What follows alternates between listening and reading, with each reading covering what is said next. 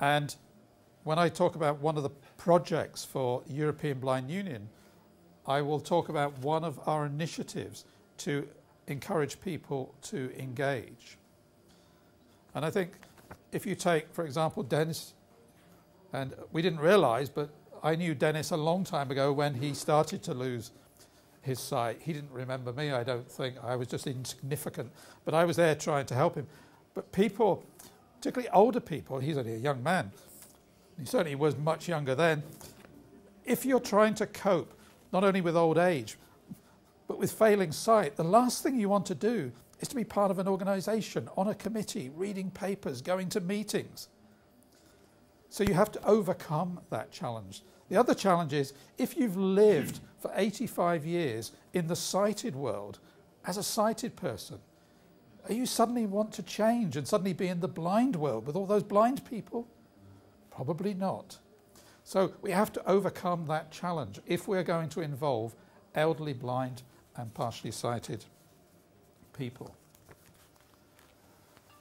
The next area we call awareness training, awareness raising. And we're suggesting we need to do that in 3 areas. First of all, we need to raise awareness in the aged care sector. We need people in care homes. We need people in day centres for older people to understand the importance and significance of sight loss. Because sight loss is going to make such a dramatic difference to the way somebody is able to function and function independently. But traditionally they really haven't understood. They don't know what to do. They don't know anything about it when sight starts to fail. So we need to get in there and we need to educate them so that they can start to pick up the early symptoms and signpost and direct people into support services. Next, we need to raise awareness within the general community, and I know that is something which many colleagues within the Alliance are beginning to do. Because my experience over the years has been that older people do not come forward and seek help when they experience deteriorating sight loss. Sight loss in older age is just accepted.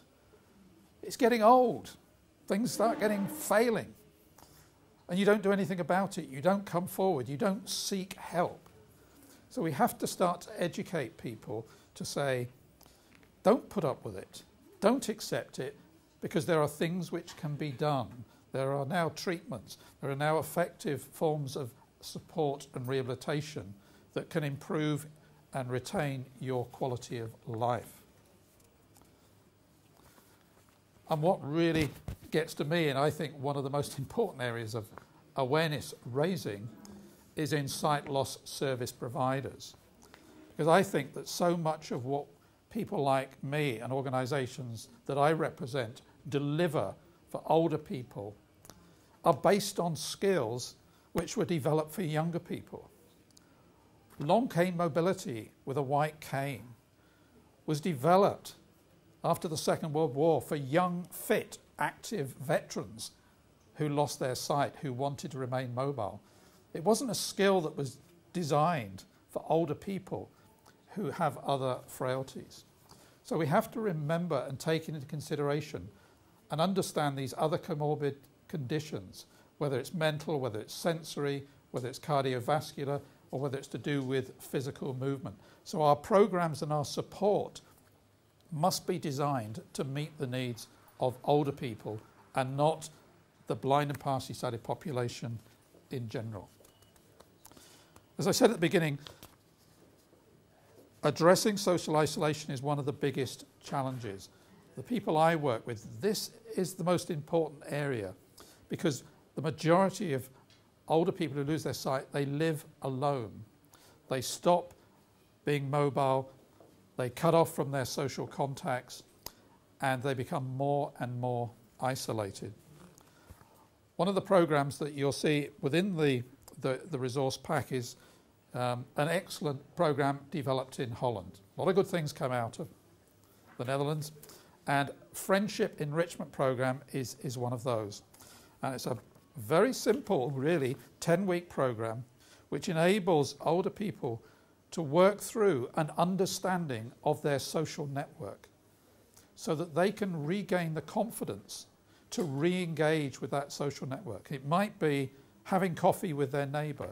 It might be going to a church group. It might be going to a social group in their own community. But people stopped doing that.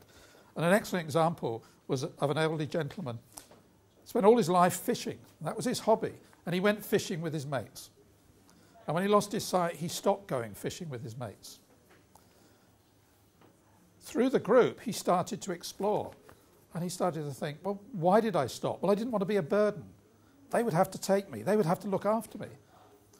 And then he asked the question, well, why did we all go fishing together? Well, we enjoyed each other's company.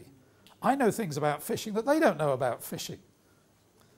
And he plucked up the courage and he rang his mates.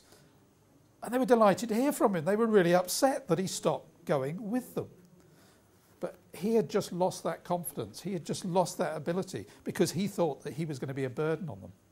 And as a result of his 10-week program, he's now back doing the thing that he'd always enjoyed, fishing with his mates.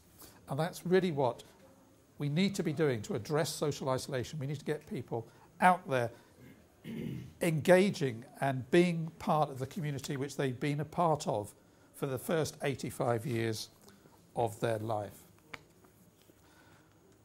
And the final section was low cost, low vision. And it's really this section where we're really very grateful to some of the great partners within the scientific committee, people like Bruce Rosenthal and Tracy. We had their expertise to help us to come up with what I think is a very effective resource in terms of low cost, low vision. In my very simple terms, and I'm not an ophthalmologist, but in my very simple terms, sight loss is a continuum. At one end, we have normal sight. At the other end, we've got total blindness. The people at the sighted end want to use the residual sight they've got to remain in the sighted world. The people who are towards the blind end are likely to use vision substitution. They're likely to use alternate methods.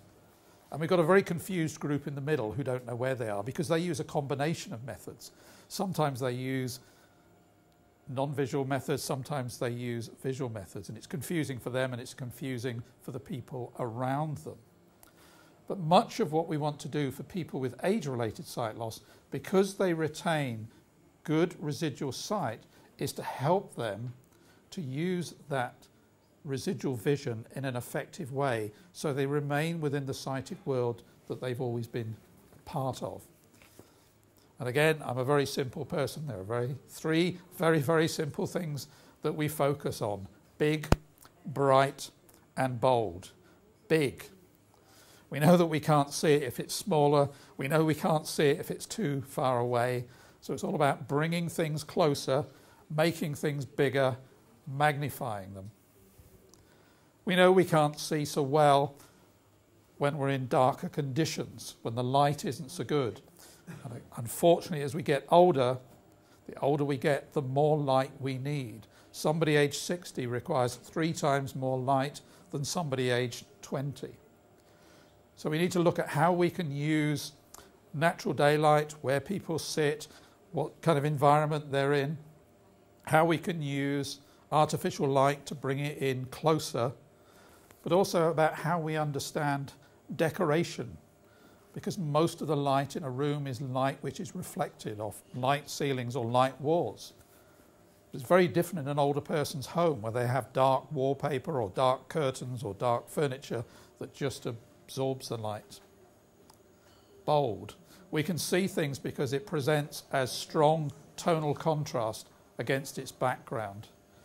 So it's contrast within the task, contrast between that object and its background, and of course contrast within the built environment. There's good contrast on steps, on trains, on planes where there's grab rails, where there's things that people, signage, things that people have to pick up and identify quickly.